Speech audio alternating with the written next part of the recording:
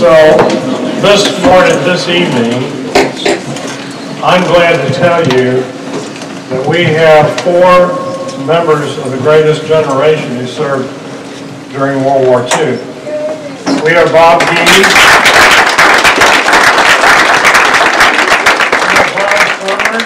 This is Bob Gee right here. Bob Sumner right here. Arthur Peterson. We have Fred Brundle. Where are you, Fred? Right here. Right here. This is Fred.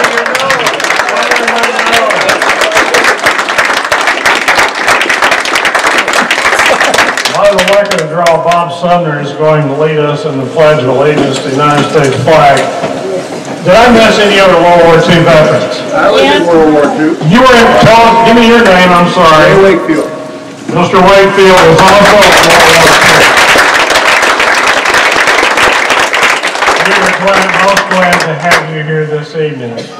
And I'm going to have the pledge given by Bob Sumner, and we're also going to have Joyce Ellington give the Pledge of Allegiance to the Texas flag, and Joyce is right over here. Bob, would you please lead us? And anyone who wants to give the hand salute, that you're entitled to do so. If you're a veteran of any war, are you just a veteran? Thank you. That's true. Bob? I pledge allegiance to the flag of the United States of America and to the republic for which it stands, one nation, under God, indivisible, with liberty and justice for all. Joyce? Honor the Texas flag. I pledge allegiance to thee, Texas, one state, under God, one and indivisible. Thank you. You know, there's some other people who were there who helped us a great deal.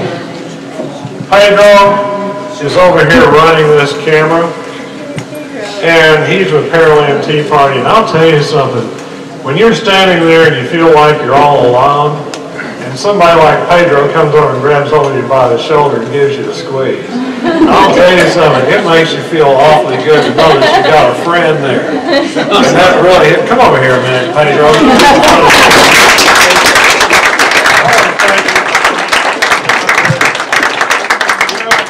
You know, folks, it's good to have good friends, and we're running late a little bit. I want to invite Tanya.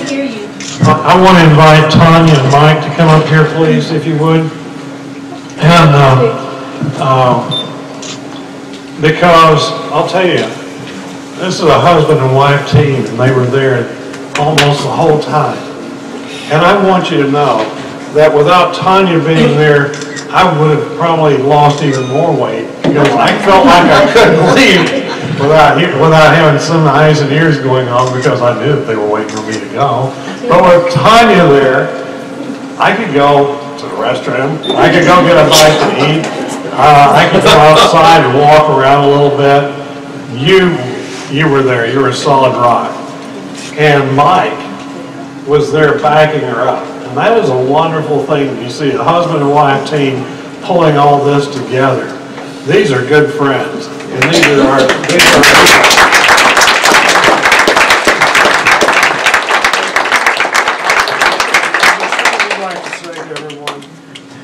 I just wanted to share a little bit about, give you some background, what happens in those committee meetings.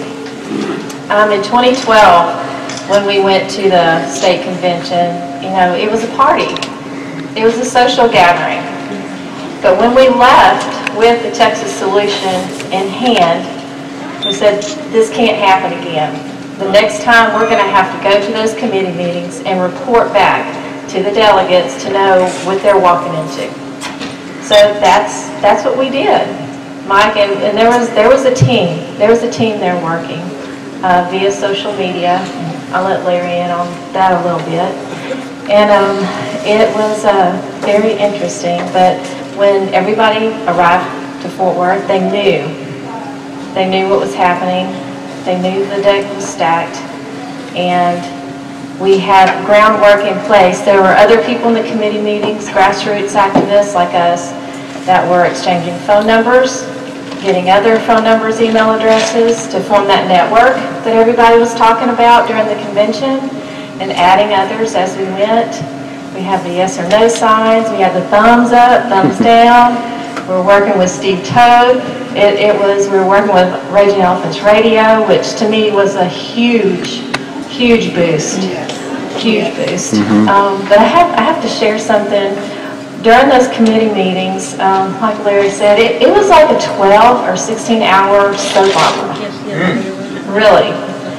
And I know initially we went to record and report back, but I didn't know that you could testify once a day for 3 minutes on one issue. So that's what we sat there. We sat there until we could testify. And there were others like us, and the teamwork that Larry and I had during the last platform committee meeting, I was lucky enough to get there before Larry, and I let him have my spot, my speaking spot, because he articulates so much better than I do the message. And I really think he got through to a lot of committee members.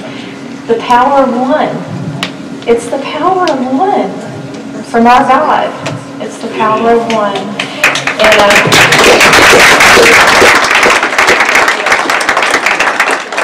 but I have to tell you, when Norm Adams was serving breakfast, lunch, and dinner, all the committee members, when he had leftovers, he would offer us some. And the first time, I was like, Larry looked and said, "Are you going to eat that?" I said, "No, that's blood food." I'd rather starve. But it was pretty comical watching him testify. He was like a cartoon character. He was Yosemite Sam. That's Yosemite Sam, cowboy hat, guns a-blazing.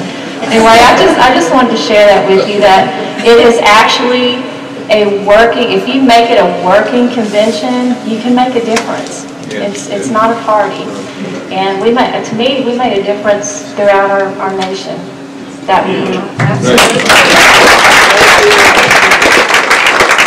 You know, you don't go to conventions to buy diamond-covered elephants. Not diamond, rhinestone-covered elephants. Now, did Maria Martinez? She's here. Maria, please come up here.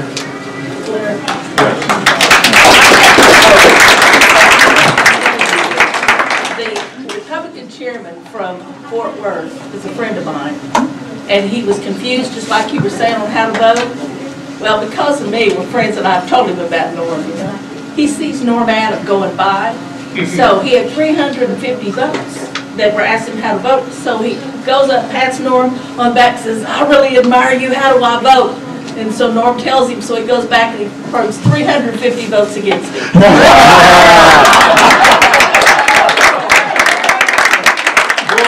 Thank you, and thank him. We're getting ready to wrap up, so everybody just bear with us for a minute. Maria has something really important to tell you about ERCOT, which is the Immigration Reform Control Coalition. Whatever, I messed it up. Here, you tell me. It's really, we wanted to change the name because we started it in the old days. Actually, Louise, you're part of that. Louise, did you ever think we'd be here today? I just have been so blessed today, I can't understand. I'm so happy.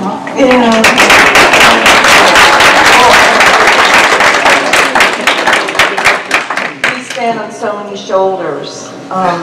One of our pioneers, Jean Towell, passed away. It's been 2 years now. She was in North Texas, ERCOT, and so many others. Later, there was another one. Anyway, so we stand on their shoulders, and we, just have to tell you, I just wanted to pay my respect. And of course, we lost one of our most wonderful, yes. And I didn't know him, but, I knew him. And then one more thing. I'm in Norm Adams' Senate District, and I just wanted to tell you, what happened after he lost? Have you ever seen a chicken get their head cut off? What happens after? That's what he was doing. In fact, the leadership in that SD they started attacking the ladies. They started talking down to them. They shouted them down. They told them to shut up and sit down, basically. And the next day they were running rampant. That's how much that gentleman over there pissed them off. There was never anything more gratifying to me in my entire life. Did he tell you the story about the 3 votes? Yes. Okay, so they were spitting nails. So,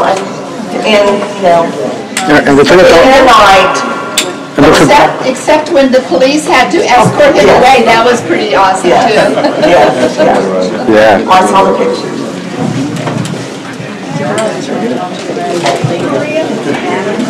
Everyone, I want to thank Maria. We are actually getting a lot closer to this thing. And believe it or not, if we can do this, it's going to make a world of difference.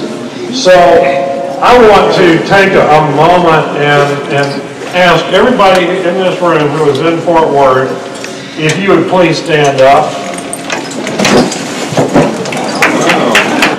And here's what happens to you when you get old. You're a lot more susceptible to a lot of diseases. Here are some of the diseases that they've found over the last year.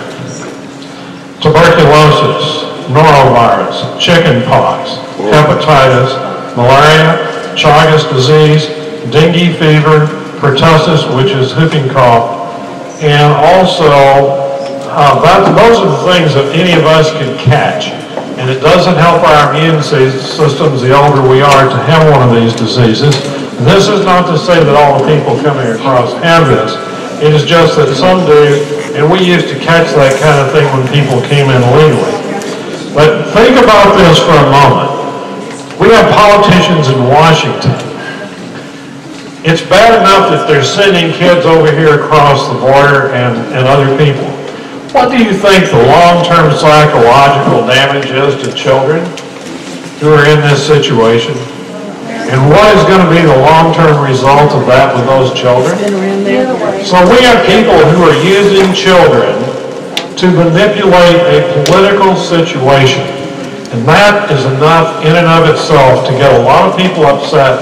And it's a good question for you to ask people when they start telling you about this stuff, and maybe perhaps feeling sympathetic toward the people coming in.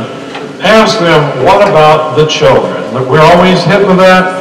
What about the children? You would put your child on a train sitting up on top of it for 1,200 miles to come here for what reason? Okay. This effort here costs a lot of money, and we always appreciate any giving that you have. We got some hats going around. If anybody hasn't dropped anything in there, we appreciate it, but that's fine. We're going to keep on plugging, folks, and we need all of you. We need you to bring your children. We need everyone in this city involved in this, but we need young people because it's for young people that we're doing this. And so bring your children, bring your grandchildren. Also, I want to thank everyone who's here and put all this together again, and all of my friends and all the Tea Party people who are here. Without you, we couldn't have accomplished anything. Peter, thank you so very much. Orlando, thank you. You two guys, you have no idea how much we appreciate you. We thank you for being God's tools. We really do. And as many of you know, we pick up this room and we get this place squared away in about 30 minutes because we're not the kind of people who leave trash down by the border. Okay? Now, yes. I want to say something as a member of TFIRE. We appreciate your leadership. And we're glad to be the victory.